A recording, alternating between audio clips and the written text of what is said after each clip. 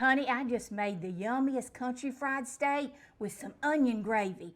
Let's go make this. All right, honey, let's get started on these yummy country fried steak. Now, I know some people call them cube steaks, but whatever you want to call them, that's okay. They're the same thing. Now, I made me a buttermilk brine to soak mine in, and I soaked them overnight because to me that seems like it makes them more tender. So what I did, I put 2 cups of buttermilk in here, and I mixed it with 2 tablespoons of Dijon mustard, 2 tablespoons of hot sauce, and then I put me a teaspoon of onion powder, teaspoon of garlic powder, and a little bit of salt. And I soaked that honey all night, and they almost feel like they're about to fall apart. So we're gonna get them out of this brine and dry them off a little bit, and then we're gonna get them ready to batter and fry these babies up. Okay, now honey, we're ready to batter these babies up. Now I got me about 2 cups of self-rising flour. And let me tell you something, since I soaked these overnight in that little buttermilk brine that I made, honey, you don't have to make you an egg batter to dip them in. But if you want to, you can. I'm just gonna dip them with the brine that's on it into my flour. And in that flour, I'm gonna add me, I would say about 2 teaspoons of smoked paprika, about a tablespoon of garlic powder, and about a tablespoon of onion powder. Let's get that all incorporated in there. And now I'm gonna add me a good heaping of black pepper. Just about couldn't get it out, could I? All right, we're just gonna get this all in that flour. Now, honey, in this, you don't have to add the same kind of seasonings that I did. You can add whatever kind you want to, but I like these seasonings and my family likes them. So you just do your thing of what you like with this. Okay, let's batter some of these. And honey, then they're gonna be ready to fry up. Now I got heating over here in my cast iron skillet. I got me some oil, and you'll want the oil to be, you know, middle ways of these so you can fry them. I don't like to put, you know, that they cover them completely up. But there again, you do your little thing of how you like to fry. Now I will tell you, if you want a lot thicker batter, you can do that little egg mixture and then dip it, you know, in the egg mixture, then dip it back in your flour. And that'll give it a lot thicker of a crust. But to me, these are pretty crusty, you know, doing them like this. We're ready to fry these babies up. And honey, I'm telling you, picking these up, they just about fell apart. The key to making good, tender country fried steak is soaking them overnight. And you know, that's the longest part of these is, you know, soaking them at night to make them tender. But honey, I'm telling you, they just about fall apart when you do that. I know some people, you can put baking soda on them for about 30 minutes and then, you know, get that baking soda off of them before you start battering and cooking them and stuff. But I have found that they are the best by soaking them in the refrigerator overnight in that buttermilk brine. These were like 4 country fried steaks or cube steaks that I bought at the grocery store.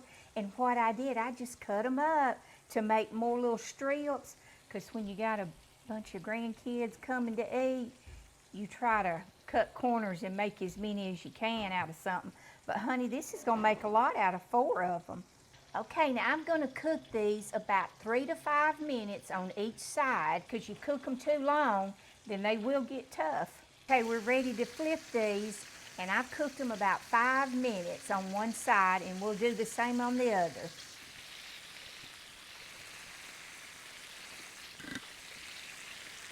Okay, let's pull these out, and we got one more step to do. Okay, now honey, in this little grease stuff that I fried them country fried steaks in, now we're gonna saute us some onions in this, and we're gonna make some yummy gravy.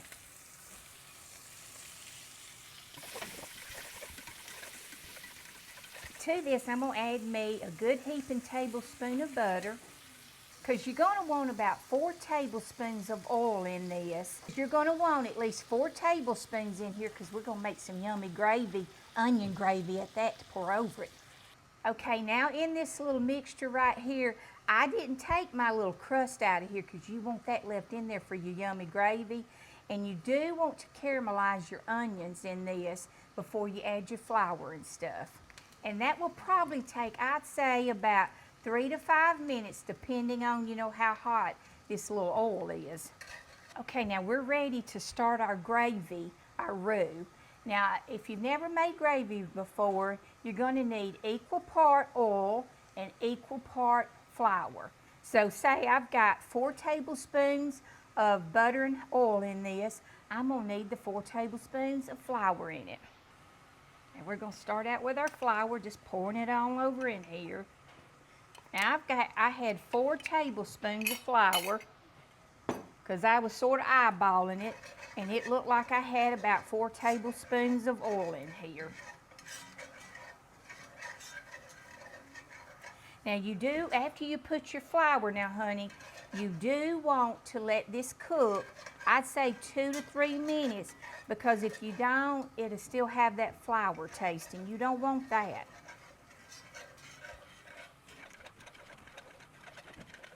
All right, we're going to put us about a teaspoon of garlic powder. Whoops, I just dropped that. And a teaspoon of onion powder. Now, honey, this is the little surprise kicker in your gravy. I put me a good tablespoon of Dijon mustard in that. Now, that'll give it a little bit of a wangy taste right there, a good one right there. Okay, now this is where you got to continually stir it once you start pouring this milk over in here. So I'm going to start out with about 2 cups of whole milk, and I might need some more. So always have your milk setting by you, because you got to continually stir this stuff, honey.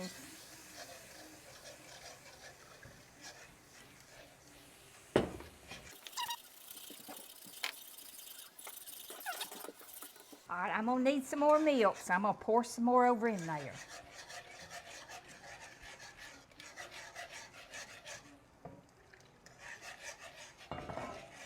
And I know sometimes people are sort of afraid of making homemade gravies, but honey, most time you can't mess this up. If it seems like it's real thick and it just thickening up, honey, just keep stirring and adding your milk to it. That's the way I learned. My mama told me, she said, equal parts oil and equal parts flour, and then you start pouring your liquids in it. And honey, that's what I did, and I just learned it. And now, honey, you can just make any kind of gravies you want to once you learn how to do this roux right here. Okay, now to this, I added me 4 cups of milk, of whole milk. And honey, I've even made gravy with water. You can do that if you ain't got no milk. I've done it with water. Okay, now we're gonna stir it and let it thicken up. And after I get where I want it, the consistency, I'll sort of taste it and see if I need more salt and pepper to this, and then I'll add it then.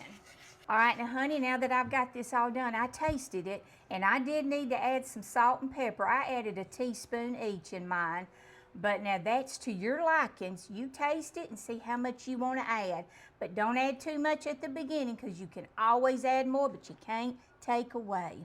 Okay, honey, dinner is served. Now, don't put this gravy on top of these until you're ready to eat them. And honey, my family's about ready to dig in. So honey, let's pour this on top. Look at this. Ooh, that's gonna be some good eating right there. You could make you some little dinner rolls with this. Make you any kind of little vegetable or anything. Now that's gonna be yummy to eat. Now y'all remember to smile, because God sure loves you, and always remember that God's got this.